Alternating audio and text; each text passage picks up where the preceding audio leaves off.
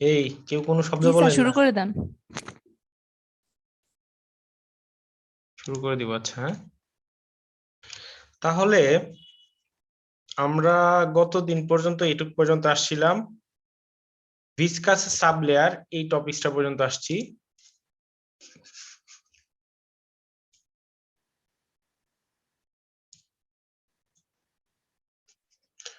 ঠিক আছে না, ভিসকাস সাব লেয়ার এই টপিকটা পর্যন্ত আসছিলাম, এবং আমরা দেখছিলাম এটা এমন একটা সাব লেয়ারটাকে টাও ভি দ্বারা প্রকাশ করছে। টাও ভি, যেখান পর্যন্ত আমার ফ্লোটা থাকে ল্যামিনার, সাচ এস এটা আমার চ্যানেল, এটা আমার চ্যানেলের বেড। ঠিক আছে, তো এখানে এরকম একটা থিক একটা লেয়ার থাকে বলতে একটা লেয়ার হিসাব করা হয়, এই যে থিক লেয়ার, এই ডিস্টেন্সটা পর্যন্ত আমার ফ্লোটা ল্যামিনার থাকে। এখন টাও ভি ক্রস করে যদি উপরে চলে যায় তখন আর ফ্লোটা ল্যামিনার থাকবে না, এরকম একটা লেয়ারের নাম বলতেছে হচ্ছে ভিসকাস সাব লেয়ার। তো এটাকে আবার প্রকাশ করছে টাও ভি সমান সমান হচ্ছে 11.6 into mu divided by U star. তাহলে এই মানেটা কি, এটা মানে কি হচ্ছে ভিসকাস শেয়ার ফোর্স। আর এটা কি ফ্রিকশনাল ফোর্স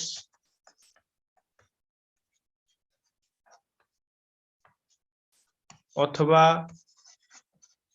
ড্র্যাগ ফোর্স,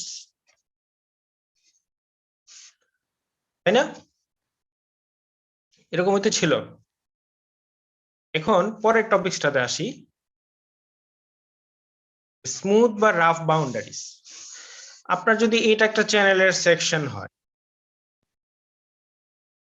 ঠিক আছে, এটা যদি আপনার চ্যানেলের সেকশন হয়, এখন চ্যানেলের এই ফ্লোটার কতটুকু পর্যন্ত ফ্লোটা ল্যামিনার হবে নাকি অন্য কিছু হবে, এটা অনেকাংশ ডিপেন্ড করে হচ্ছে আমার এই চ্যানেলের পেরিমিটার জুড়ে যে রাফনেস আছে,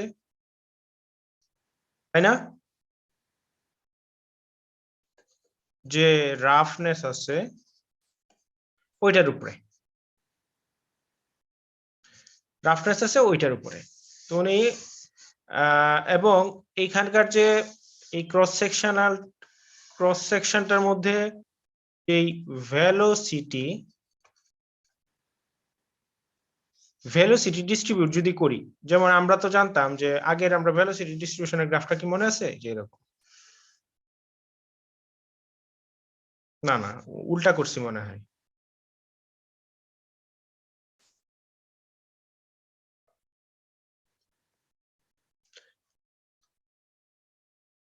তাহলে একটা জিনিস দেখেন, ভেলোসিটিটা চ্যানেলের এই হাইট জুড়ে, ডেপথ জুড়ে কিভাবে ডিস্ট্রিবিউট হবে, আমাদেরকে বলতেছে এই ভেলোসিটিটা কিভাবে ডিস্ট্রিবিউট হবে, সেটা হচ্ছে এই যে পেরিমিটার জুড়ে যে ফ্রিকশন আছে, পেরিমিটারের যে রাফনেস আছে ওইটার উপর নির্ভর করে।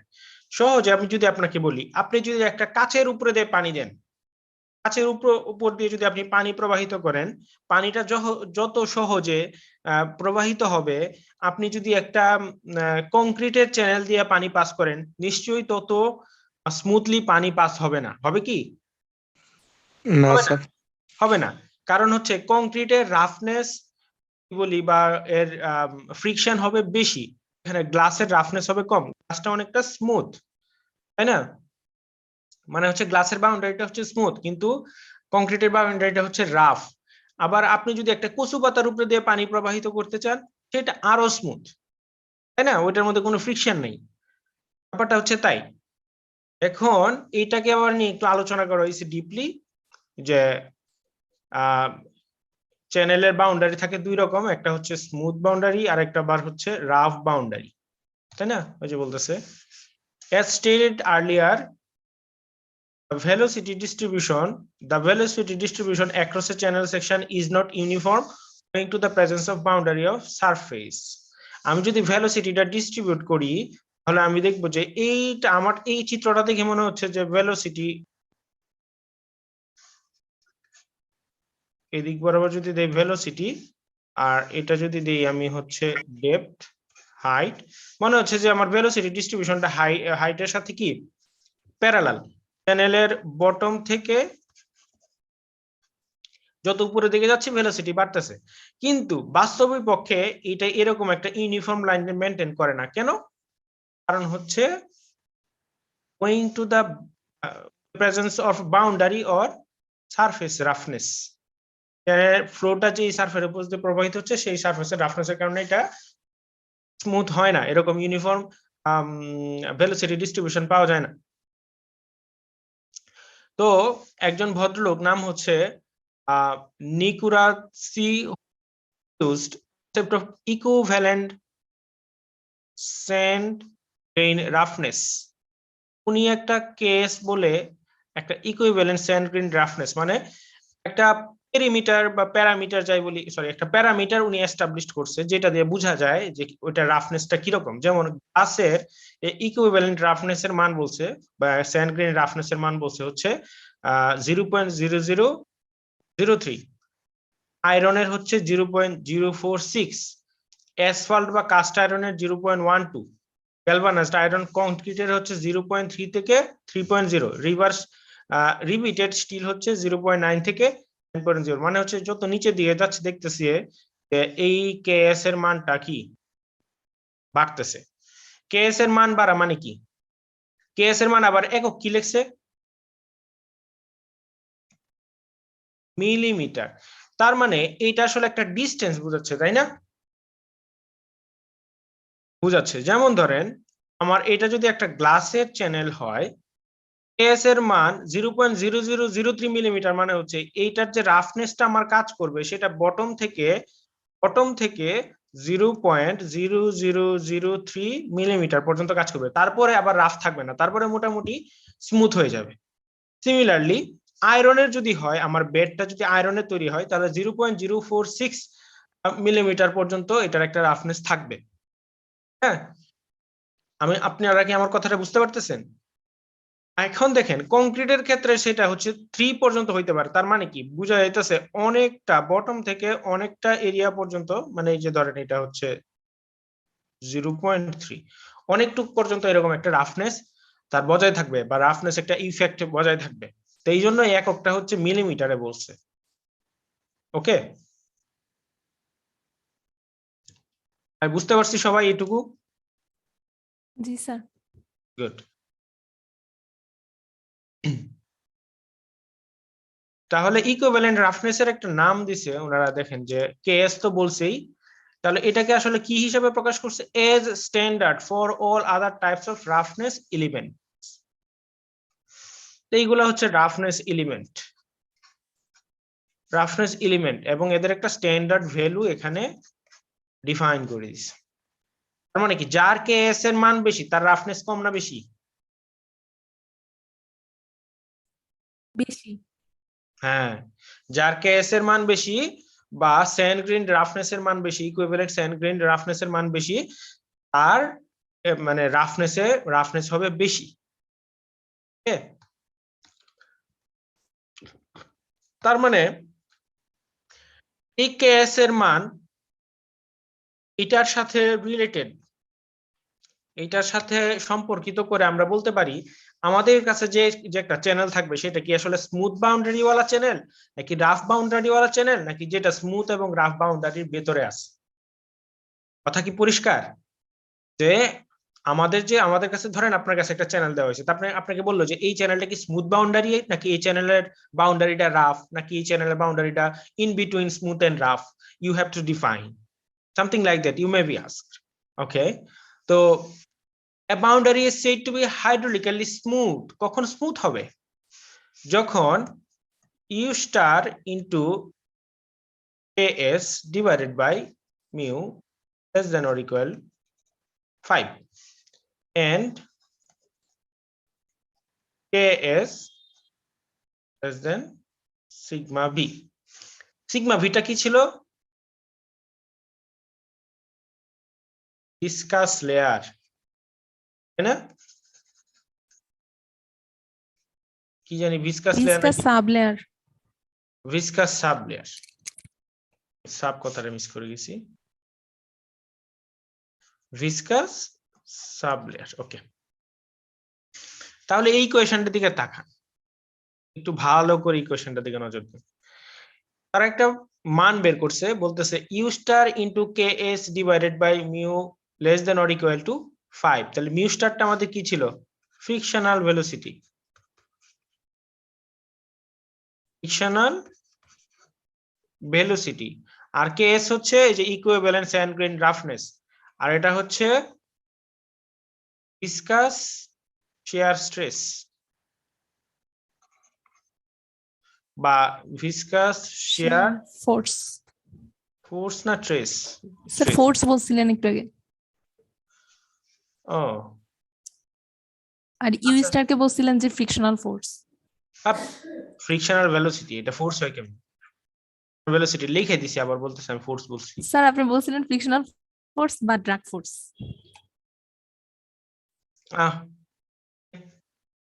তবে এটা হচ্ছে ফ্রিকশনাল ভেলোসিটি, ঠিক আছে। আর ভিসকাস শিয়ার স্ট্রেস যেটার মান, শিয়ার স্ট্রেস এটার মান হচ্ছে tan ইনভার্স 6।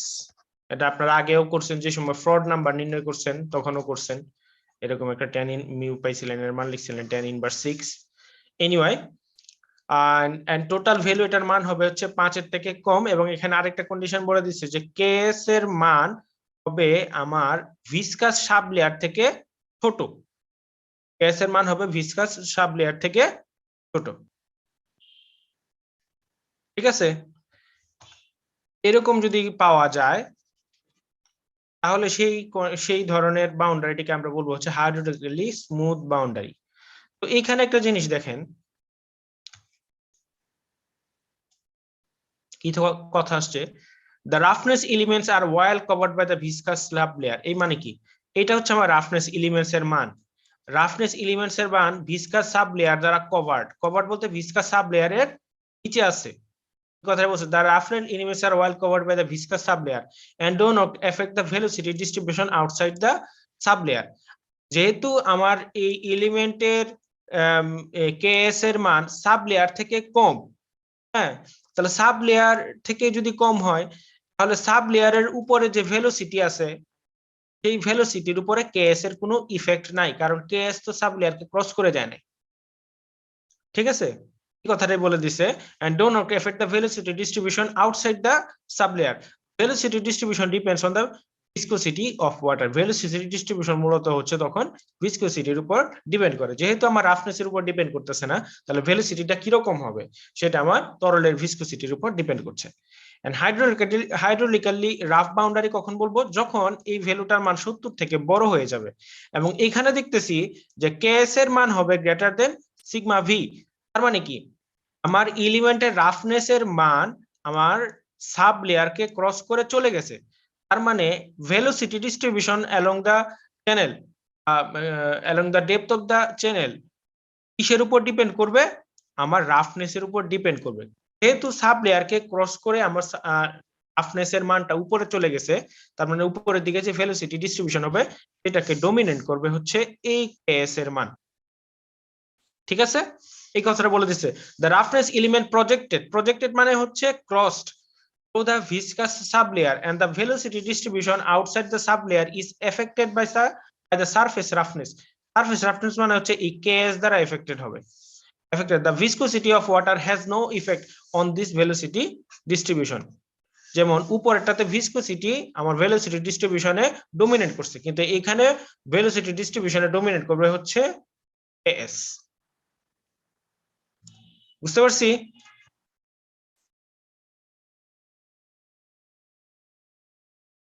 আচ্ছা, আর যদি 5 এবং 70 এর ভিতরে থাকে তখন সেটাকে বলবো আমরা ট্রানজিশন বাউন্ডারি।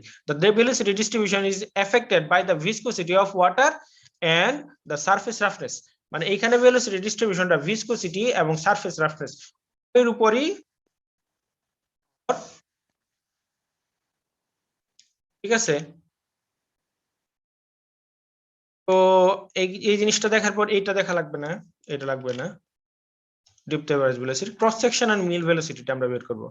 যদি স্মুথ বাউন্ডারি হয় যদি দেখি যে আমরা স্মুথ বাউন্ডারি পাইলাম তখন ক্রস সেকশনাল মূল ভেলোসিটি বের করার জন্য এই সূত্রটা আমরা ইউজ করব, যেখানে U by U star equals to হচ্ছে 5.75 log 3.64 U star R divided by sigma mu. Hydraulically rough boundary হইলে এই সূত্র এবং ট্রানজিশনাল বাউন্ডারি হইলে এই সূত্রটা ব্যবহার করব। একটা অঙ্ক দেখবো, পরিষ্কার হয়ে যাবে। এক্সাম্পল 4.1।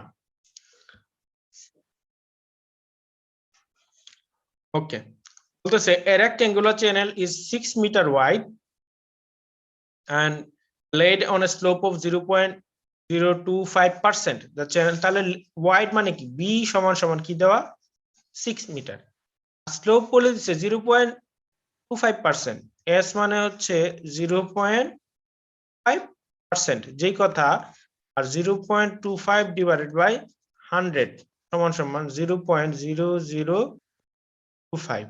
এটাই হচ্ছে আমার স্লোপের মান, এস এর মান।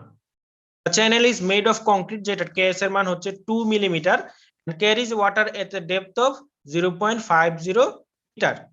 ডেপথ বা h এর মান দেওয়া আছে 0.50 metre. Compute the mean velocity of flow। এখন মিন ভেলোসিটির জন্য আমরা কোন সূত্র ব্যবহার করব?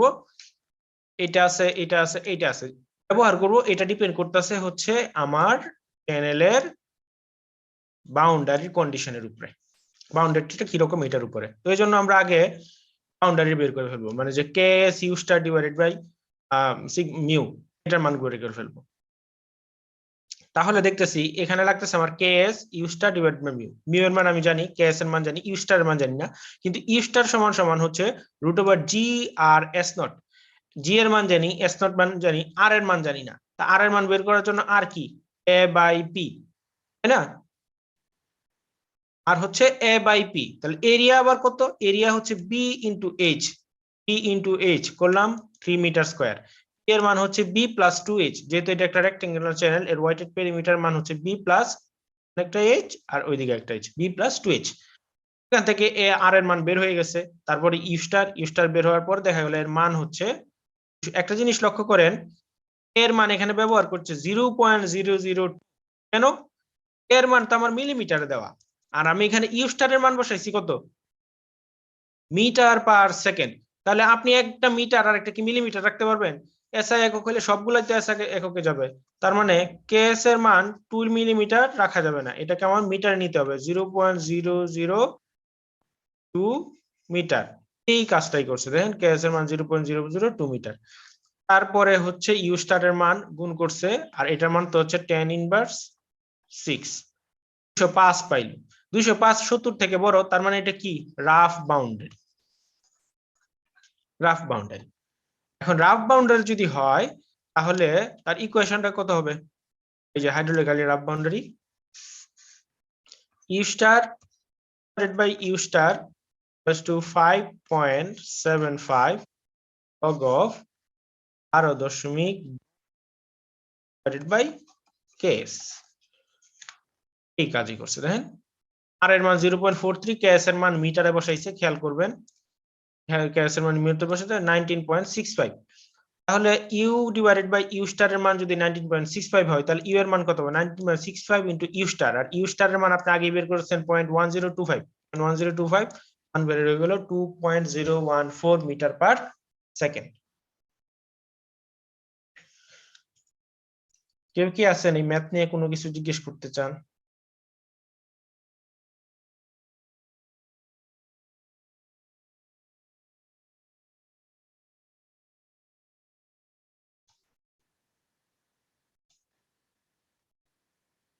কি কোনো কথা নাই ম্যাথ নিয়ে? ম্যাথ কি বুঝে ফেলছেন নাকি সবাই?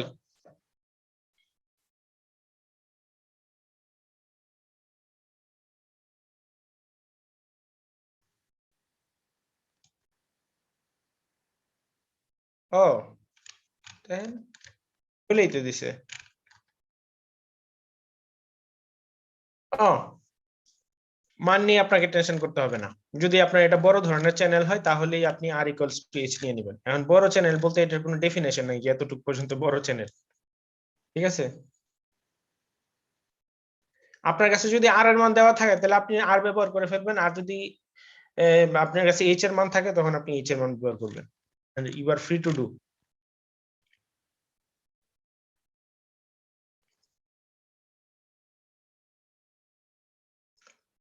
হুম এইচ এর মান দেওয়া ছিল, বলছে দেখেন when the channel is wide তখন আমরা ব্যবহার করব হচ্ছে আর এর জায়গায় এইচ। আর আমাদের চ্যানেলের ওয়েট বলে দিছে মাত্র 2 মিটার। আপনার কাছে কি মনে হয় প্রকৃতিতে 2 মিটার একটা চ্যানেলের যথেষ্ট পরিমাণ ওয়াইড, যেখানে পদ্মা সেতু 6 কিলোমিটারের উপরে প্রস্থ? ঠিক আছে, ওকে।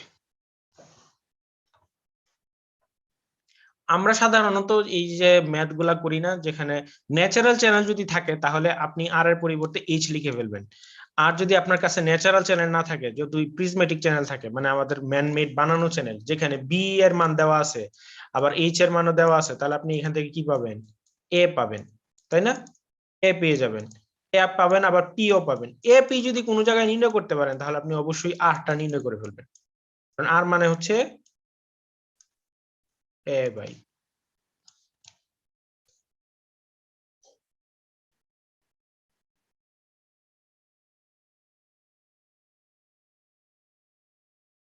আপনারা কি ক্লাস করতেছেন নাকি অনলাইন করে চলে গেছেন, ঘুমাইতেছেন, ব্যাপার কি? না স্যার, আছি তো। স্যার করতেছি।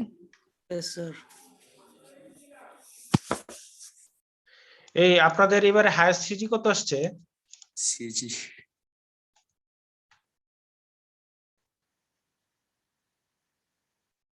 কি ব্যাপার, উত্তর দিচ্ছেন না কেন? 3.93 স্যার।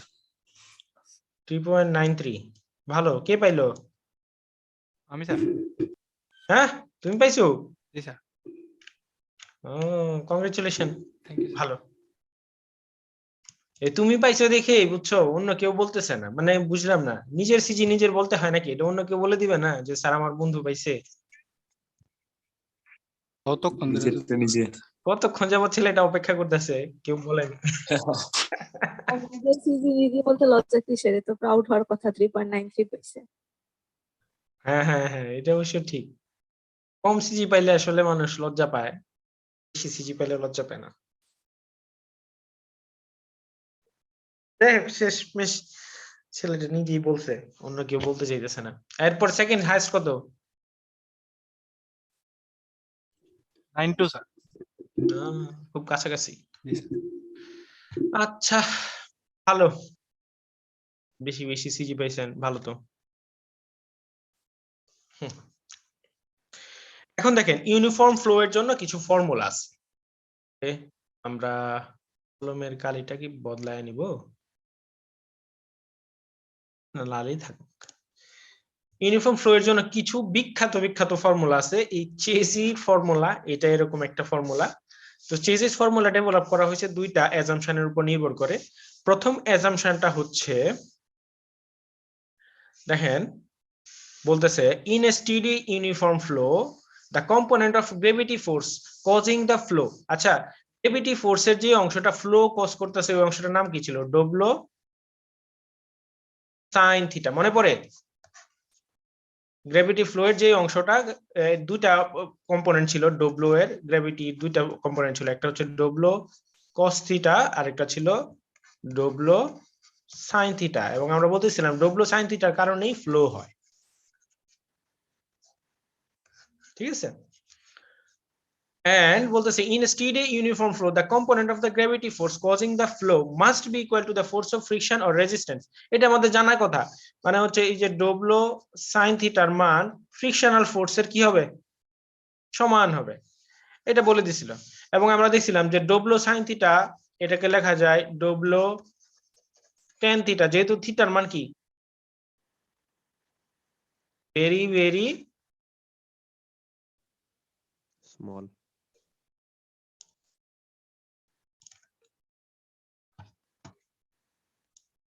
কি লেখা যায় এটা, theta is very small. W tan theta এটা লেখা যায়, আর ডব্লু মানে ছিল গামা ইন্টু এ ইন্টু এল। আবার টেন থিটা যেটাকে, এটাকে শুধু থিটাও লেখা যায় অথবা গামা এ এল এস ও লেখা যায়। এস জিনিসটাই কি আমাদের স্লোপ। এবং এই গামা এ এল এর মান উনি বলতেছে যে আমাদের ফ্রিকশনাল ফোর্সের বা ফ্রিকশনাল রেজিস্টিং ফোর্সের সমান হবে। এটা হচ্ছে আমাদের প্রথম কথা। এবং এই কম্পোনেন্টের মানে যে ডব্লিউ সাইন থিটা সমান গামা এল সাইন থিটা, এখান থেকে গামা এল এস এফ পর্যন্ত উনি আসলো। সেকেন্ড অ্যাজাম্পশনটা বলতেছে, এটা ইম্পর্টেন্ট, এটা আপনারা আগে পান নাই। সেকেন্ড অ্যাজাম্পশনটা, পরের অ্যাজাম্পশনটা পাইছেন। সেকেন্ড অ্যাজাম্পশনটা বলতেছে একক এরিয়াতে যে পরিমাণ ফ্রিকশনাল ফোর্স হয়, বলতেছে যে একক এরিয়াতে যে পরিমাণ ফ্রিকশনাল ফোর্স হয় সেইটা তার ভেলোসিটির বর্গের সমানুপাতিক।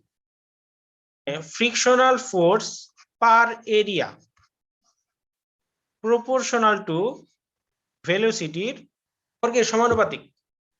ঘটনাটা কি বুঝতে পারছেন?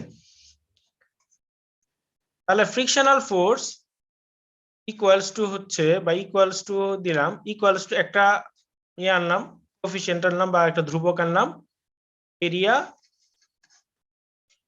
Into you square. আচ্ছা, একটা চ্যানেলের এটা যদি আপনার ওয়েটেড পেরিমিটার পি হয়, আর এর সাথে যদি আপনি চ্যানেলটার লেন্থ গুণ দেন, তাহলে কি পাবেন? বেডের এরিয়া পাবেন, তাই না? ঘটনাটা কি বুঝতে পারছেন নাকি? একটা চ্যানেলের তলানি বা বেডের এরিয়া সমান সমান হচ্ছে তার ওয়েটেড পেরিমিটার ইনটু এল। তাহলে এরিয়ার পরিবর্তে আমি লিখতে পারি P into L U square. এই কথাটাই এখানে আসছে। Is it clear? জি স্যার। ওকে, তাহলে প্রথম অ্যাজাম্পশনের মধ্যে পাইছিলাম গামা, মানে যেই কম্পোনেন্টটা, সেই কম্পোনেন্টটা আবার বলতেছে যে ফ্রিকশনাল ফোর্সের সমান। তাহলে দুইটা ইকুয়েশনকে কম্বাইন করলে কি দাঁড়াবে? Gamma L S F equal to K P L U square. সেখান থেকে আমরা ইউটাকে বের করব। তাহলে এই আপনারা কেউ একজন এটা বলবেন, হ্যাঁ এটুক বলবেন, gamma L S F equals to হচ্ছে K P L U square.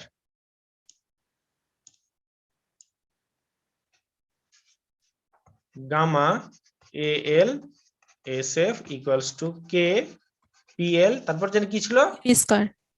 U square. তাহলে ইউ স্কয়ার সমান সমান কত আসবে? Gamma A L S F divided by K into P L. তাহলে gamma by K into A by P, এটাকে কি লেখা যায়? আর এল এল কাটা, আবার থাকবে কি? S F. তাহলে ইউ স্কয়ার সমান যদি এত হয়, তাহলে U equals to root over gamma by, এটা কিন্তু কে, এটা আবার আর মনে করেন না, gamma into K into R into S F. তাহলে এইখান থেকে root over gamma by K R to the power half S F to the power half লেখা যায় কি? এইটাকে আমরা বলতেছি হচ্ছে সি।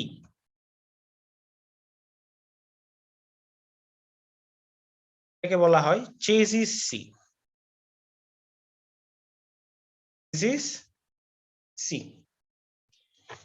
ঠিক আছে? এটাকে বলতেছে হচ্ছে চেজিস সি, এবং এটার আরেকটা নাম আছে, এটাকে বলতেছে রেজিস্ট্যান্স ফ্যাক্টর।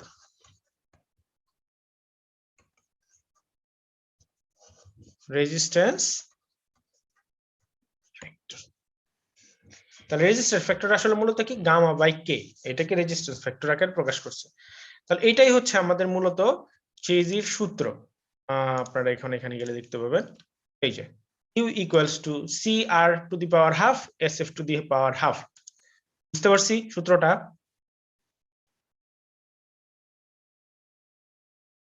গুড। এখন কথা হচ্ছে সি এর একক কি? সি এর একক কি বের করা যাবে নাকি? তো এখানে বলে দিছে root over M divided by S, এটা হচ্ছে সি এর একক। বাট এটা কোত্থেকে পাইছে? এটা পাইছে হচ্ছে এখান থেকে। এখান থেকে আপনি নির্ণয় করতে পারবেন, ঠিক আছে? এখান থেকে আপনি নির্ণয় করতে পারবেন, এখান থেকে সি সমান সমান U divided by over R root over S. তাহলে ইউ এর মান আসলে কত? ইউ তো মনে হচ্ছে মিটার পার সেকেন্ড, আর রুট ওভার আর এর একক হচ্ছে কি, মানে রুট ওভার আর হচ্ছে হাইড্রোলিক রেডিয়াস বা এর একক হচ্ছে মিটার, আর স্লোপের তো কোনো একক নাই। তাহলে মূলত থাকবে হচ্ছে রুট ওভার এম, এটা কাটাকাটি করলে উপর আরেকটা রুট ওভার এম হবে না, ওভার এম বাই সেকেন্ড। এটাই হচ্ছে সি এর একক। এই যে দেখেন রুট ওভার এম এর পরিবর্তে লিখছে M to the power half divided by second. তো বাংলাদেশের নদীগুলোর জন্য সি এর মান হচ্ছে 30 থেকে 80। For alluvial river of Bangladesh, the changes C varies from 30 to 80. ঠিক আছে?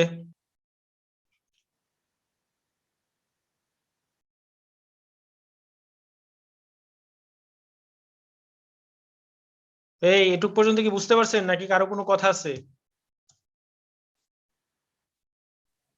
বুঝছেন? এখানে মূলত আমরা তিনটা সূত্র পড়বো ভেলোসিটি নির্ণয় করার। মাত্র চেজিটটা দেখলাম, এখন আরেকজনেরটা দেখবো, ওনারটার নাম হচ্ছে ডার্সি, ডার্সির ফর্মুলা, এরপরটা দেখবো মেনিংস ফর্মুলা। তাহলে ডার্সির ফর্মুলাটা মূলত উনি বের করছিল একটা পাইপ ফ্লো এর জন্য, যেখানে পাইপের দুইটা অংশের মধ্যে ফ্রিকশনাল হেড লসের পরিমাণ বলছিল F into L by D not into U square divided by 2g। তাহলে এইচএফটা কি ছিল? HF is the frictional loss. একটা পাইপের মধ্যে দিয়ে যখন পানি প্রবাহিত হয় তখন তার ডেফিনেটলি কিছু পরিমাণ হেড লস হয় বা ফ্রিকশনাল লস হয়, এনার্জি লস হয়, সেই লসের পরিমাণ হচ্ছে HF. L is the length of pipe, length of pipe, okay, and d naught is equal to diameter of the pipe, okay, and u is the mean velocity of flow। পাইপের মধ্য দিয়ে যে ফ্লোটা হচ্ছে সেইটার মিন ভেলোসিটি হচ্ছে আমার কত, you এর মান বলে দিছে। জি তো গ্র্যাভিটেশনাল ফোর্স, এটা জানা কথাই। আর এখানে আননোন কি থাকতেছে, এখন কথা হচ্ছে ডি নট সমান সমান 4r। এটা কি আপনারা মানেন নাকি? ডি নট ইকুয়ালস টু যে 4r।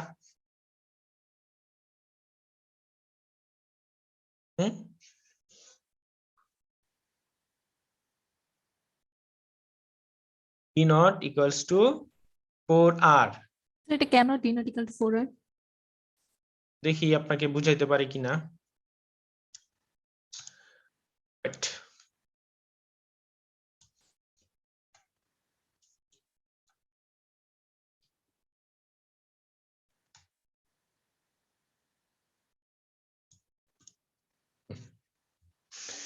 আর এর সূত্র বলেন।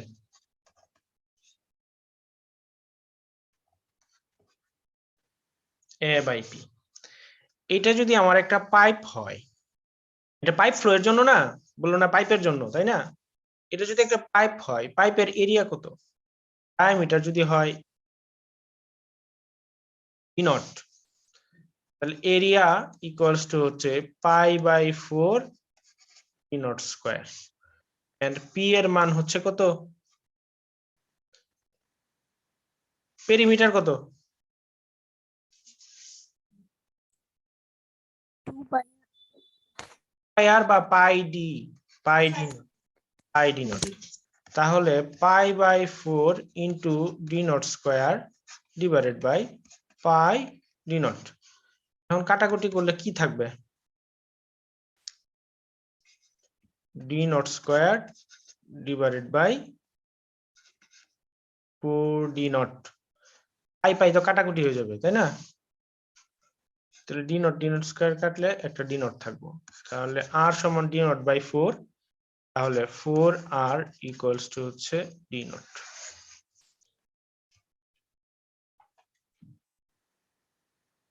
বুঝতে পারছি কি? জি স্যার। এই কোন আপু জানি প্রশ্ন করছিল, উনি কি চলে গেছে নাকি? জি স্যার, বুঝছি। আচ্ছা, গুড। তাহলে আপনাদের পরে কি থাকতেছে, কোথায় গেল কোথায় গেল?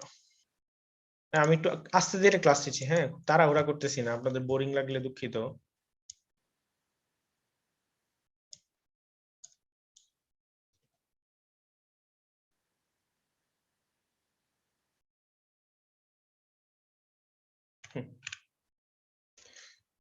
আচ্ছা, এখানে এটা তো দেখলাম যে ডি নট যদি 4r হয় আর energy gradient S S S L না এস এস এফ সমান সমান হচ্ছে এইচ এফ বাই এল। আমাদের যে এনার্জি লস হয়েছে সেটা মোট এনার্জি লস হয়েছে, ধরেন আপনি পাইপটা এখান থেকে এখান পর্যন্ত আসছেন, এখান থেকে এখানে আসতে আপনার মোট এনার্জি লসের পরিমাণ হচ্ছে এইচ এফ, এবং পাইপের লেন্থ যদি হয় এল, তাহলে এনার্জি লস একক দৈর্ঘ্যে এনার্জি লসের পরিমাণ কত হবে? H F divided by L. এটাকে আমরা বলতেছি এএসএফ, এনার্জি লসের একক দৈর্ঘ্যে যতটুকু এনার্জি লস হবে। আর একক দৈর্ঘ্যে কতটুকু এনার্জি লস হলে সেটাই আমাদের স্লোপের সমান। তাহলে স্লোপের মান লিখছে, বা এটা আসলে এনার্জি গ্রেডিয়েন্ট হিসেবে প্রকাশ করছে আর কি, ঠিক আছে? SL equals to HF by L. তো ফর্মুলাটাকে নতুন করে লেখা যায়, আপনি যদি এখান থেকে এই ফর্মুলাটাকে একটু রিঅ্যারেঞ্জ করেন, রিঅ্যারেঞ্জ করলে আসলে মূলত হবে U square equals to HF into D not into 2g divided by F into L, তাই না? এটা দাঁড়ালো। এখন এই যে এইচ এফ বাই এল, এটা সমান সমান কি লেখা যাবে? এস, এস লিখলাম, ডিভাইডেড বাই এফ টাকে রাখলাম, আর ডি নট মানে কি? 4r into 2g। তাহলে আমার দাঁড়ালো এস এফ ইন্টু 8rg সমান ইউ স্কয়ার। সুতরাং ইউ সমান সমান কি আসবে? root over 8g divided by f into s to the power half r to the power half। ঠিক আছে কি? জি স্যার। তাহলে ডার্সিস লর সূত্রটাও দেখা হয়ে গেল, আমাদের এখানে আর কোনো কিছু আননোন রইল না। এখন আসি ম্যানিংস ফর্মুলা। ম্যানিংস ফর্মুলা একটা ইম্পেরিক্যাল একটা ইকুয়েশন, মানে এটা অনেক পরীক্ষা নিরীক্ষা করতে করতে করতে করতে ট্রায়াল এন্ড এরর করতে করতে উনি একটা ইউ এর ইকুয়েশন পাইছে, ইউ সমান সমান 1/n r to the power 2/3 s to the power half। u equals to 1/n into r to the power 2/3 into s to the power half। অথবা n এর মান এটা হচ্ছে আমার SI এককে, আর আমি আবার যদি এটার মান লিখতে পারবো 1.486 divided by n r to the power 2/3 s to the power half। এটা FPS এককে থাকে, মানে ফুট পাউন্ড সেকেন্ড এককে থাকে, তখন ইউ এর মান হচ্ছে এটা।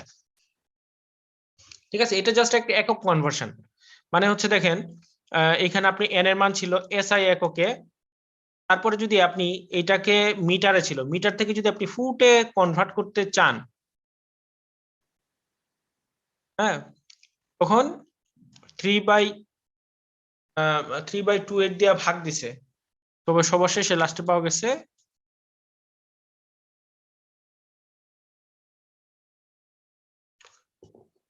এখন। আর এন এর মান এখানে কে কি কিসের মান? আর এর মান হাইড্রোলিক রেডিয়াস, এস এফ এর মান তো এই যে স্লোপ বা গ্রেডিয়েন্ট, এন এনটাকে বলতেছে হচ্ছে ম্যানিংস এন বা ম্যানিংস রাফনেস কোএফিসিয়েন্ট। এই যে ম্যানিংস এন বা ম্যানিংস রাফনেস কোএফিসিয়েন্ট। এখন গ্লাসের জন্য কোএফিসিয়েন্টের মানটা দেখেন কম, আর সিমেন্টের জন্য একটু দেখা যাচ্ছে 0.11, কাঠের জন্য হচ্ছে 0.015, রিবারের জন্য হচ্ছে 0.025, প্লাস্টিকের জন্য কিরকম, সবগুলা দেওয়া আছে।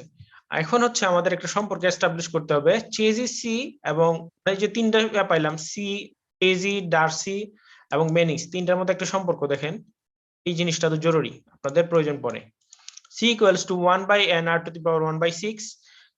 তাহলে এখানে কার কার সম্পর্ক পাইছি? c এবং n এর।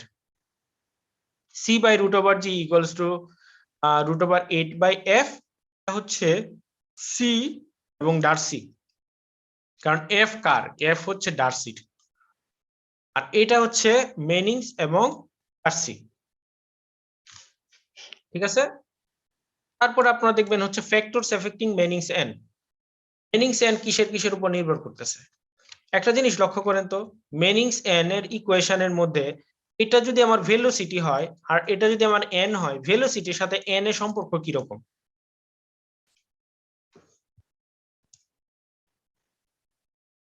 ব্যস্তানুপাতিক। তার মানে মেনিংস এন এর পরিমাণ যদি কোথাও বাড়ে, কোনো কারণে বাড়ে, তাহলে আমার ভেলোসিটির পরিমাণ কম হবে। আবার ভেলোসিটির পরিমাণ যদি কোনো কারণে কমে যায়, তাহলে মেনিংস এন এর পরিমাণ বেড়ে গেছে, এটা বোঝা যাবে, যেহেতু একটা আরেকটার ব্যস্তানুপাতিক আছে। তাহলে এই কথাটা যদি বুঝি, তাহলে ওই মেনিংস এন কিসের কিসের উপর নির্ভর করে, ডিপেন্ড করে, এটা এখানে আমরা পেয়ে যাব। দেখেন, রাফনেস অফ দ্য রিভার। আচ্ছা, রিভারের যদি রাফনেস বাড়ে তাহলে ভেলোসিটি কম হবে না বেশি হবে? কম হবে স্যার। কম হবে। আচ্ছা, ভেলোসিটি যদি কম হয় তাহলে মেনিংস এন বাড়বে নাকি কমবে?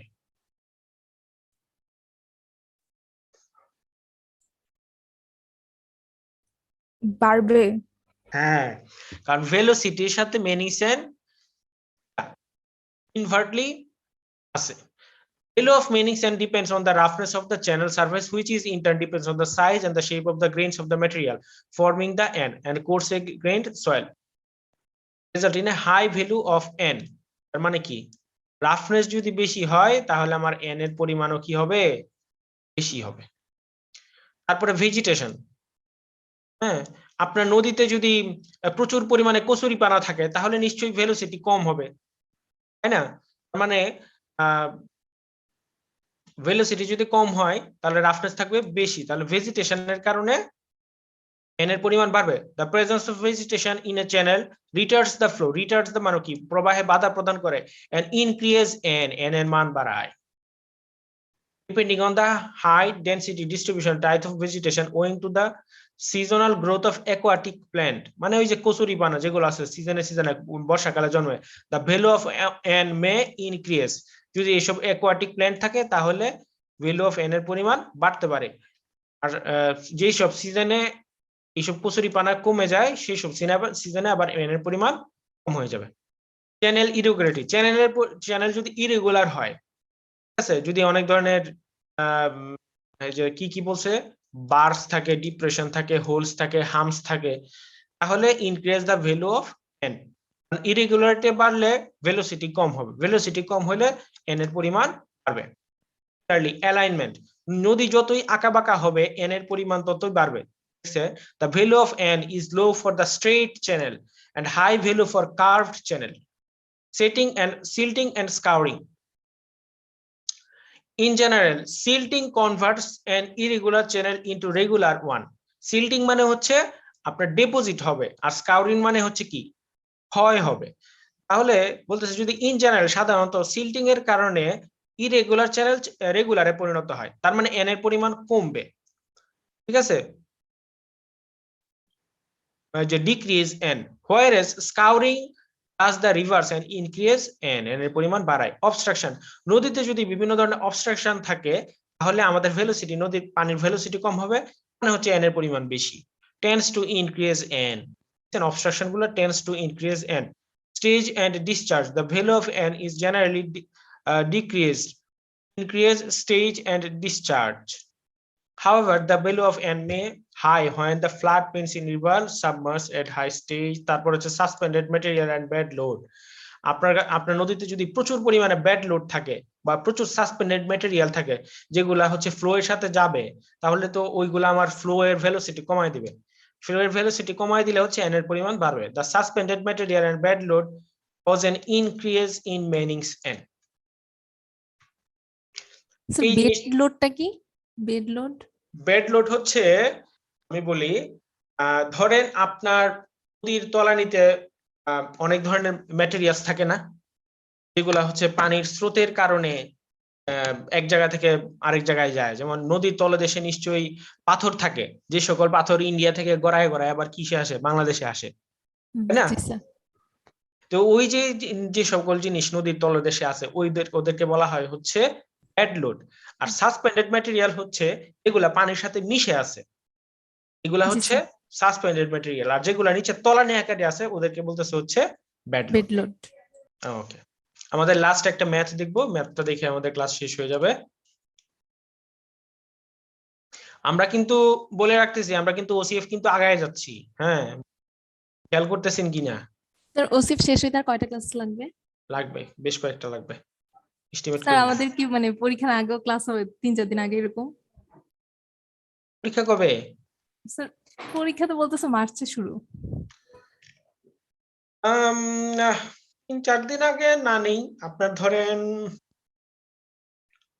20-22 তারিখ পর্যন্ত ক্লাস নেই, তাহলে মনে হয় শেষ হয়ে যায়নি।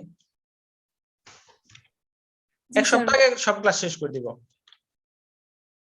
জি স্যার। ঠিক আছে, ওকে, ম্যাথটা দেখেন। সবাই কি আছেন নাকি চলে গেছেন? দেখি কয়জন। আমাদের অ্যাসাইনমেন্ট দিয়ে এ ভাঙা গলায় কে কথা বলে, আমি তো কথা বুঝি না।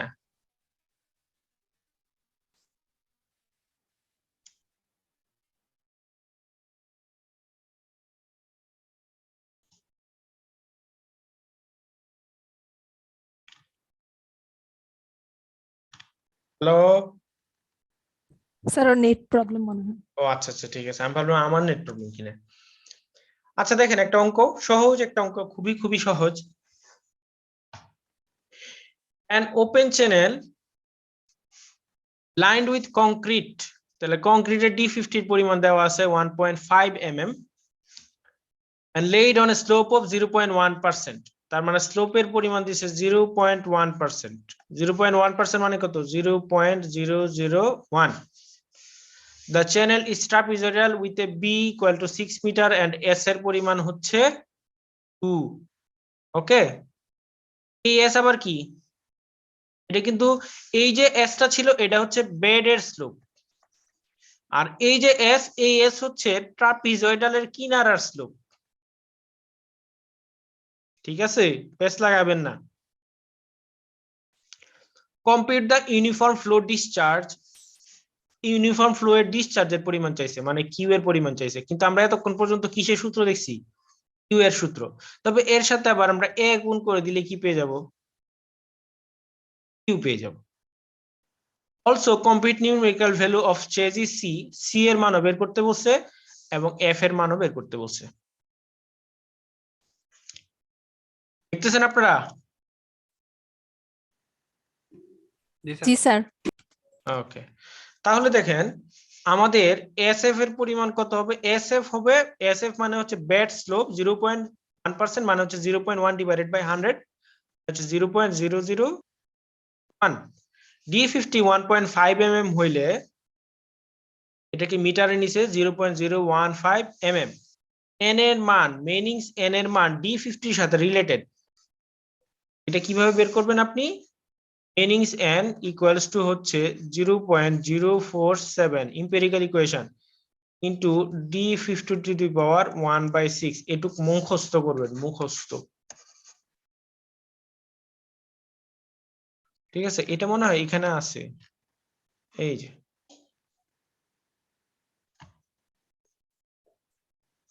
স্টিকলার ফর্মুলা, স্টিকলার ফর্মুলা দিয়ে বের করা যায়। তাহলে আপনি n এর মান পেয়ে গেলেন। এখন এরিয়ার মান আপনি ক্যালকুলেশন করে ফেলবেন। এরিয়া সমান E plus SH into H, যেহেতু ট্রাপিজয়েডাল, এবং এখানে S এর মান দেখেন, ট্রাপিজয়েডালের S এর মান কত ধরছে? 2। 2। আবার H এর মানও 2। H এর মান কি 2 দেওয়া? এই যে depth of flow is 2 metre, তার মানে H সমান সমান 2 মিটার, আর S এর মানও 2, 20 মিটার স্কয়ার। B এর মান বের করবেন, B plus 2H root over 1 plus S square, আপনারা জানেন সূত্র, মান আসলো 14.94। আর এর মান পেয়ে গেলেন এত। এখন আপনার কাজ হচ্ছে কিউ এর মান বের করা। দেখেন আপনার যে ইউ এর ইকুয়েশন ছিল ওইটার সাথে এটা অতিরিক্ত গুণ হয়েছে। মেনিংস এর n এর জন্য যে ইউ এর সূত্র ছিল u equals to 1/n r to the power 2/3 into s to the power half, এটার সাথে জাস্ট গুণ হলো a, তার মানে কিউ ইউ থাকবে না, এটা হয়ে যাবে কিউ।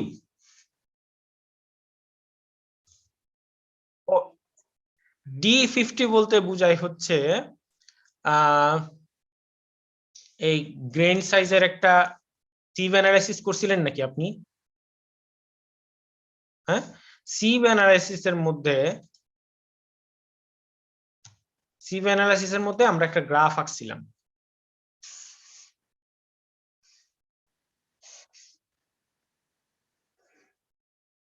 এরকম ছিল নাকি গ্রাফটা?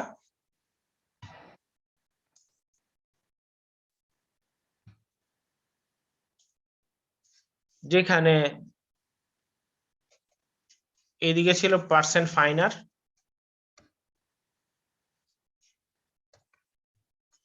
আর এদিকে ছিল ম্যাটেরিয়াল ডায়া। তাহলে 10% জন্য আমরা কিছু পাইছিলাম, তারপরে মনে আছে D30, D60, D10 এরকম। এটা হচ্ছে D50। D50 জন্য আসলে পার্টিকেল সাইজের পরিমাণ ওরা গ্রাফ থেকে সিভ অ্যানালিসিস করে পাইছে হচ্ছে 1.5 mm। ঠিক আছে, 50% ফাইন আর কি, 50% ফাইন বলা হয় 1.5 mm। ওকে, তাহলে তো আপনার কিউবের পরিমাণ বের হয়ে গেল, সহজ। তারপর আপনার সি এর মান বের করতে বলছে, যেহেতু এন এর মান জানি, আর এর মান জানি, তাহলে সি এর মান বের করতে পারবো। আবার সি এর মান জানলে এফ এর মান বের করতে পারবো। এটা আসলে এইগুলা ব্যবহার করে করা হয়েছে। এই যে, ঠিক আছে। অঙ্কটা কি খুব কঠিন নাকি?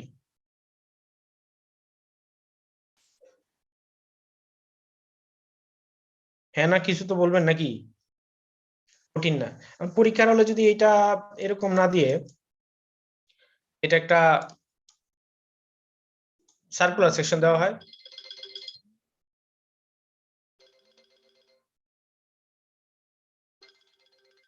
লাইনে থাকেন।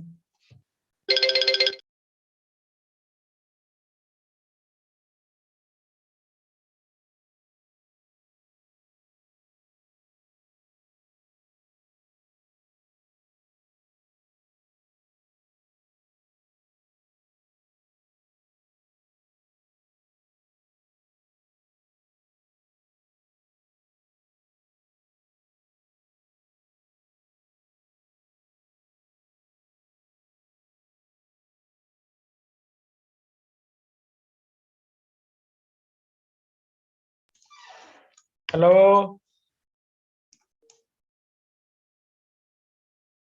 মানে বলতেছি আপনাদের পরীক্ষাতে কিন্তু এরকম সেকশন একটু এদিক সেদিক হইতে পারে। মানে এটা ট্রাপিজয়েডাল দেওয়া আছে, সহজ করার জন্য হয়তো রেক্টেঙ্গুলারও আসতে পারে, অথবা ট্রায়াঙ্গুলারও আসতে পারে সেকশন, অথবা সার্কুলার সেকশনও আসতে পারে, প্যারাবোলিক সেকশনও আসতে পারে।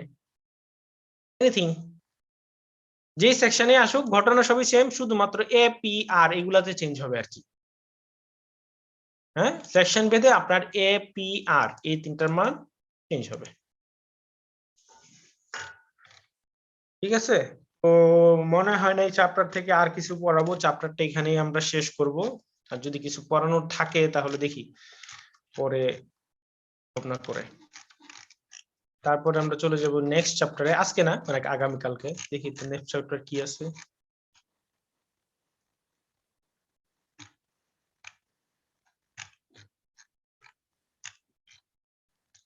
Design of channel.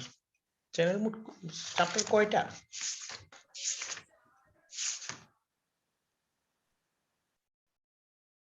8টা। মানে অর্ধেক সিলেবাস শেষ করছি আমরা এখন।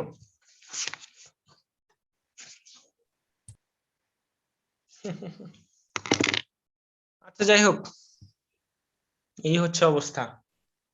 চ্যাপ্টার 7 কি আছে?